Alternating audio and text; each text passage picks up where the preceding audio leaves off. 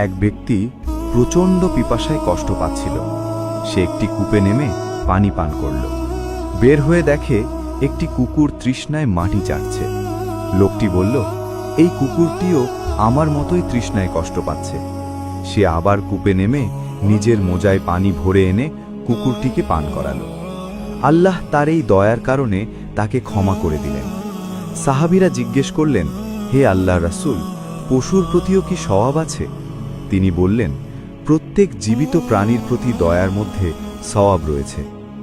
আরেক হাদিসে এসেছে, এক নারী একটি বিড়ালকে বন্দি করে না খাইয়ে রাখার কারণে শাস্তি পেয়েছিল। বুখারী, মুসলিম। এ থেকে বোঝা যায় প্রাণীর প্রতি নিষ্ঠুরতা কঠোরভাবে নিষিদ্ধ। তবে ঘরের ভেতরে অপ্রয়োজনে কুকুর পালন সম্পর্কে সতর্ক বার্তাও এসেছে। সহিহ মুসলিমে আছে, যে ব্যক্তি প্রয়োজন ছাড়া কুকুর পোষে তার নেক আমল থেকে প্রতিদিন 1 কিরাত পরিমাণ কমে যায়।